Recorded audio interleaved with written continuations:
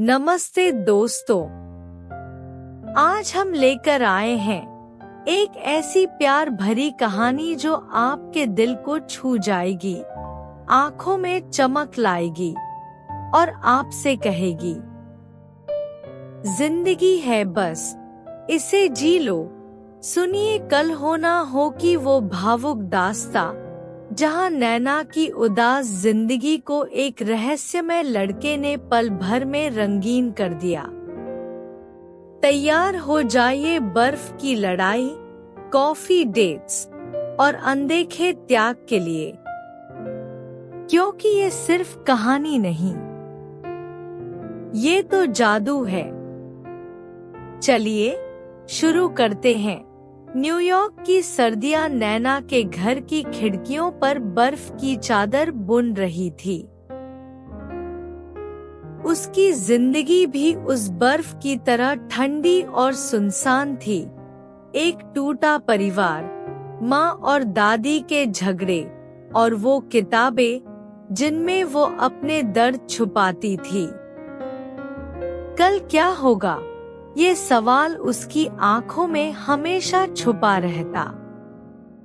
पर एक दिन उसकी जिंदगी में एक तूफान आया, जिसका नाम था अमन माथुर। वो उसके घर के ऊपर वाली मंजिल से आया, गुलाबी स्वेटर पहने, मुस्कुराता हुआ। नमस्ते, मैं अमन। तुम्हारी माँ ने ये केक भेजा है।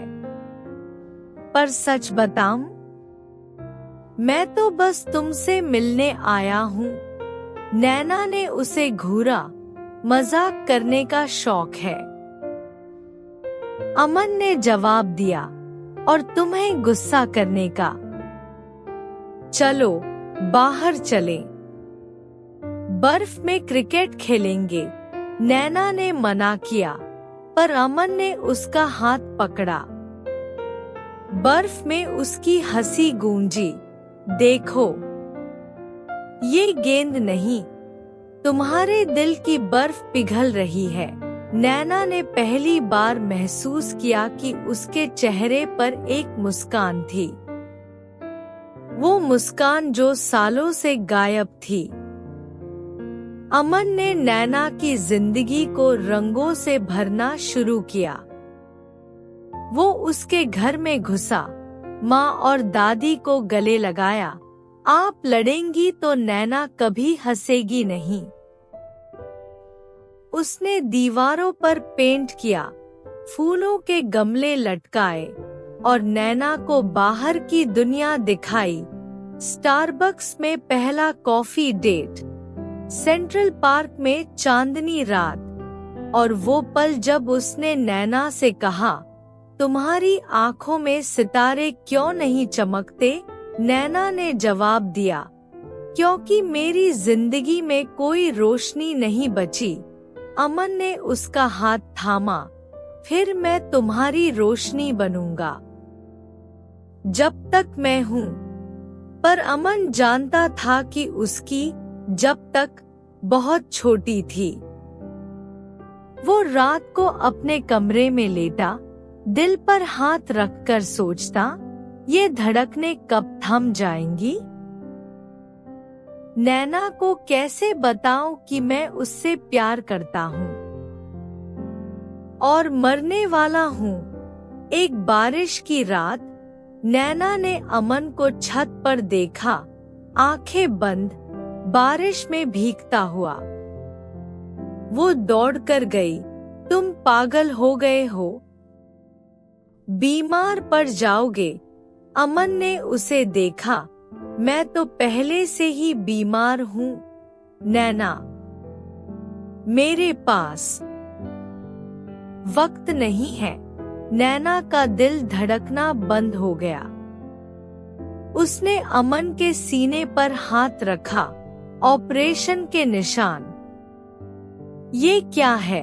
अमन ने कहा, मेरा दिल टूट चुका है।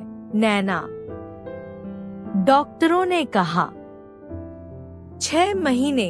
नैना चिल्लाई, झूठ। तुम झूठ बोल रहे हो। अमन ने उसे गले लगाया, सच कहता हूँ। और इसलिए मैं चाहता हूँ कि तुम खुश रहो। मेरे जाने के बाद भी उसने नैना को रोहित से शादी करने के लिए राजी किया। रोहित, जो नैना को बचपन से चाहता था मगर डरता था। अमन ने उसे सिखाया, प्यार में डर नहीं, जुनून होता है। शादी की रात नैना ने सफेद लहंगा पहना, पर उसकी आंखें लाल थी। अमन अस्पताल में था, ट्यूबों से जुड़ा। नैना उसके पास पहुंची, मैं ये शादी नहीं करूंगी तुम्हारे बिना। अमन ने कमजोर आवाज में कहा, तुम्हारी खुशी मेरी आखिरी ख्वाहिश है।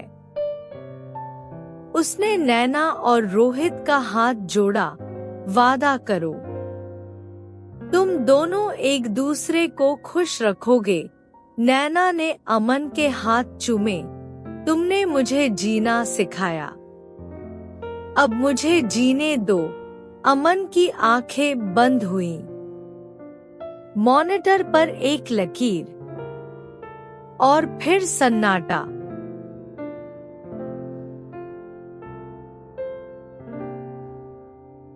सालों बाद नैना और रोहित अपने बच्चों को अमन की डायरी सुनाते हैं।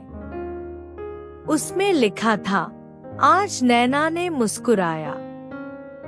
उसकी हंसी सुनकर मेरा दिन बन गया। काश मैं उसे बता पाता कि वो मेरी जिंदगी की सबसे खूबसूरत कहानी है।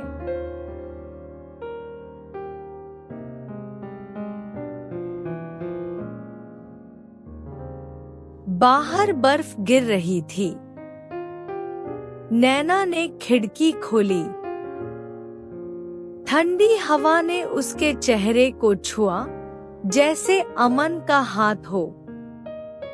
उसने मुस्कुराते हुए कहा, तुम सही थे अमन, कल हो ना हो, पर आज मैं जी रही हूँ।